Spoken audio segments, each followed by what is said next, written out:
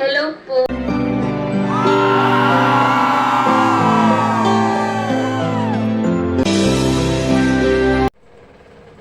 So ayan. Pasok po kayo. Welcome po sa aking YouTube channel, Ronnie Channel. Paki-subscribe, like, and share, comment dito sa aking video upload. Okay? Hayaan nyo muna batiin ko kayo ng magandang umaga, magandang tanghali, magandang gabi sa inyo lahat. Sana po nasa mabuting kalagayan at malayo sa karamdaman. Okay? Lalo yung mga OFW natin dyan sa abroad. Gusto po kayo dyan. At saan man kayo panig ng mundo naroon, sana po nasa mabuting kalagayan at malayo sa karamdaman. Okay? Balik tayo. Itong video upload ko ay patungkol to doon sa patungkol doon sa paninira kay Bunso Midit. Itong mga reactor na wala na sa Midit community ay tuloy-tuloy ang paninira at kung ano-ano mga sinasabi, kapo-viewers.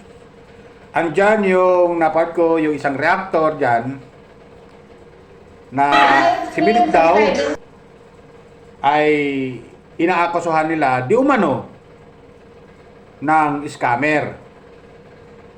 Nag-order daw sila ng product kay Midit. Di ba si Midit nag-online selling yung yung mga pilinat, sari-sari, yung iba pa, kapag viewers, kung tatandaan nyo po yun, siguro doon sa items na yon na yung isa raw na nasa Midit community pa dating membro ng Midit community at ngayon nagsilayasan na sila. Nagsilayasan dahil di ata sila napapagbigyan ng kanilang mga mga kagustuhan ay yun. Di ata napaboran, mga kapo-viewers. Ito ay mga naninira na ito, mga dating Midit community. Sinisiraan na si Midit. Nag-order daw sa kanila, kay Midit. Nag-order daw sila kay Midit at hindi raw binigay yung items. Hindi raw binigay. So, kapo-viewers, di ba pag ikaw nag-order, di ba, lalo kapag online selling, bago mo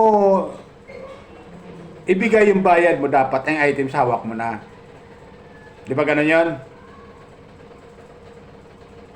Dapat hawak mo na yung items. Kaliwaan kung baga. Kung i-deliver sa'yo, doon ka magbabayad sa delivery. Kasi yung items mo, na saka mo kukunin yung items mo na in-order mo doon sa tao. Di ba ganun yun? Dapat. Yung sila, nagbayad na, hindi pa nakukuha yung items. Ngayon, kung dahil natagalan yung items kuno, di umano nila, ayan, nagangal-ngal na sila. Eh, ang masabi ko dito, sino doon ang tanga? Yung nag-order ba o yung in-orderan? Di ba? Yan ang masabi ko eh. Ang tanga roon para sa akin, yung nag-order. Ba't magbibigay ka kagad ng pera na wala pa yung items? Di ba katangahan yun? Kahit online selling pa yan, dapat kaliwaan kayo. Ipadala mo muna yung items dito sa'yo, sa akin. Halimbawa, ako nag-order sa online, ipadala mo muna yung items, saka ako bayaran. Di ba ganun yan? Padala mo muna, malay mo yung items na in-order ko mali. Ba't ko babayaran yan? Mali. Di ba? Dapat sa online selling, kapo viewers, dito marami tayong matututunan dito eh. Pag nag-order ka ng items, siguraduhin mo tama yung items. Pabuksan mo muna doon sa delivery. Baka naman nag-order ka ng items. Halimbawa, cellphone. Binigay sa ipinadala sa iyo yung pala plywood lang. Nasimbigat din ng cellphone. Buksan mo muna yung items. Saka mo bayaran kung tama ba yung items. Di ba? Hindi katwiran yun. Baka sabihin delivery siya masisisi. Hindi. Hindi yung delivery. Kung mali mo yung items, ibalik niya doon sa pinagkuhanan niya. Mali yung items Kasi marami talagang mga delivery, kapo viewers, na mga nag-online selling minsan, yung ilan lang, hindi naman ko nilalahat. Meron talaga dyan, sa online selling, kunwari, lalo kung makikita mo lang sa mga nakakala sa cellphone, sa computer, minsan kasi dyan, yung iba, fake yan, fake. Kumukuha sila ng isang item, pipicturean nila, tapos i-online nila, kunwari. I-online nila. Ganun na nangyayari yung iba, yung talagang mga scammer. Mga scammer.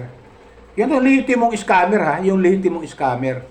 Kukuha ng isang item, pipicturean nila, tapos, i-kuha nila sa, sa computer, i-online selling nila. Pero totoo niyan, hindi sa kanila yun. May mga ganong mga scammer eh. Dito sa sitwasyon ni Midit, kapo viewers, pinagbibintangan nila na si Midit di umano ay scammer. Di ba paninira yan? Hello po. Paninira yan eh. Talagang sobrang inggit. Porque ba wala na sila sa Midit community, ganun ang gagawin nila. Di ba? Hindi maganda yon, hindi maganda, kapo viewers. Kaya huwag kayong papaniwala. Kung kayo mag-online selling, kung kayo ay bibili sa online selling, sa online seller, siguraduhin niyo yung items niyo na matatanggap niyo muna. Hawak niyo muna bago niyo bayaran. Kasi bayad sandali lang naman eh. Basta may pambayad ka, walang problema eh. Huwag ka rin mag-order kung wala ka rin pambayad. May mga ganun tao naman nag-order, walang pambayad. Eh wala, panluloko yun. Di ba? Panluloko yun. Kaya, anong matututunan natin dito, kabugyur, sa ganun, sa online selling na yan? Huwag kayong magbibigay ng pera hanggat di nyo hawak yung items. Siguraduhin nyo muna hawak nyo yung items bago nyo ibigay yung pera. Totoo yan, pinaghirapan nyo yan, mga kapo-viewers. Pinaghirapan nyo yan yung pera na yan eh. Hindi lang basta-basta kung saan kinuha yan eh. Pinagpaguran mo yan. Pero siguraduhin mo, pag ikay bibili ng isang item, siguraduhin mo na, lalo sa mga online ngayon, siguraduhin mo yung item na ipapadala sa iyo, tama. At nandyan.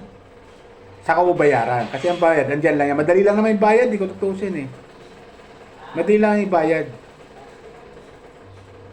Pero, sa sitwasyon, nitong naninira kay Midit, yung vlogger, reactor, na naninira kay Midit, sa sitwasyon niya, na kung totoo man, kung totoo man, masabi ko sa kanya, doon sa vlogger na yon, na reactor na yon, masabi ko siya, tanga siya. Ba't magbibigay ng pera mo? Magbibigay ng pera, wala pa pala yung item. Di ba katangahan yun? Tapos pag matagal yung items na dumating, ngangal-ngal siya. Di ba? Magngangal-ngal ka kung wala yung items na matagal pa. Eh, hindi naman yung katulad nyo nasa mall na pag nakita mo, ayan na, kuha mo na kaagad. Siyempre, online nga online. So maghintay ka kung kailan darating. Eh, abuti mo yan 5 taon, dahil sa katangahan mo, magtiis ka. Pumatol ka dyan sa online Pumatol ka sa online. Abuti mo 5 taon yan, 10 taon, 100 taon, maghintay ka. Di ba?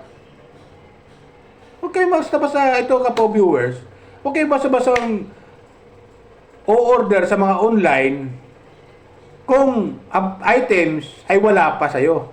Halimbawa, nag-order ka at huwag ka magbabayad, yung items wala pa sa'yo. Dahil, lalo ka lang maiinis. Malalo ka lang maiinis. Hindi masama mag-order sa online selling. Sa online seller, hindi masama. Pero, konting tiyaga sa paghihintay kung kailan darating. Lalo ipapackage pa yan. Lalong kukampa sa barko, yung items. Ipapackage pa yan Hindi naman, hindi naman tawag dito, hindi naman basta-basta andyan ka agad yan So maghihintay ka ng buwan, linggo, kung linggo man, taon o taon man, o ilang taon man yan, magtiis ka. Pumatol ka dyan sa online selling eh. Hindi ang katulad ng nasa mall ka, pupunta ka ng mall, bili mo kagad, palit ka, kaliwaan kayo ng cashier, punta ka sa cashier, bayaran mo kagad. Hindi yan. Yung selling, yung online selling, maghihintay ka. Kaya kunting pasensya dyan. At lagi natin tatandaan, bago dumating sa iyo ay hintay mo muna dumating sa iyo ang item saka mo bayaran para walang sisihan. Para walang sisihan. Eh, ito namang nag-online seller na to, maghihintay din yan ng bayad mo. Kung kailan mo siya babayaran.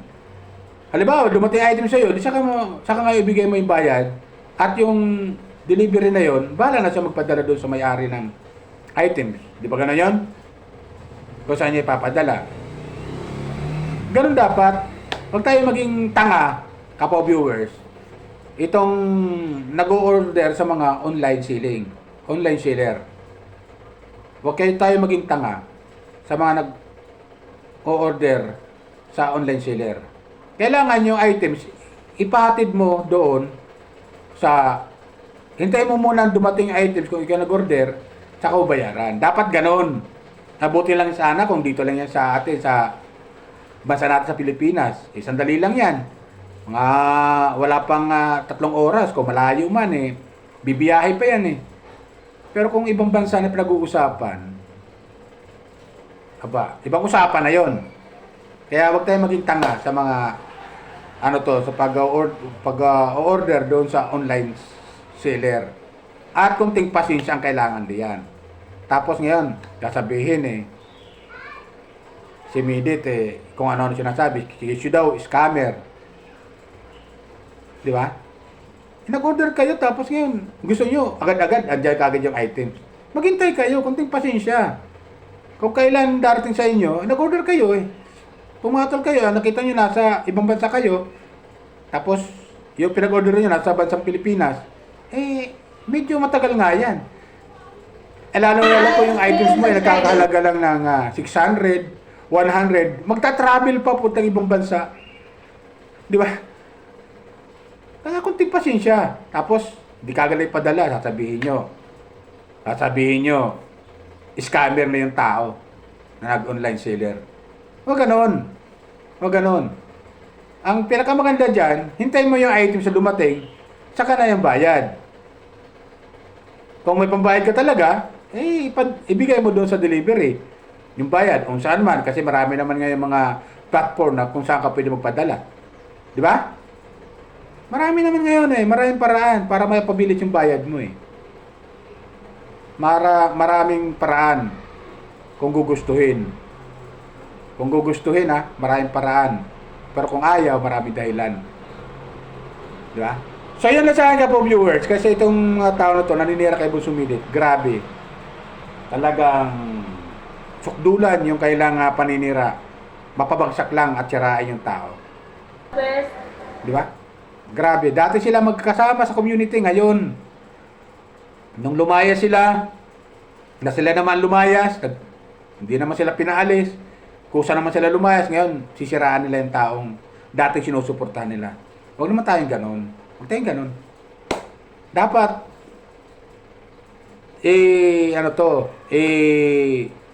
lagay natin sa puso natin yung palaging pagmamahal sa kapwa. Di ba? Dati magkakasama kayo sa community, dapat umalis ka man, ganun dapat pa rin kayo. Di ba? Dapat ganun pa rin dapat kayo. Buo pa rin. Huwag naman nyo sisiraan yung tao na wala naman ginagawa sa inyo masama. Kung doon sa items na sinasabi mo, online selling na yan, online seller ni Bunsumidit, nasa ibang bansa ka, maghintay ka.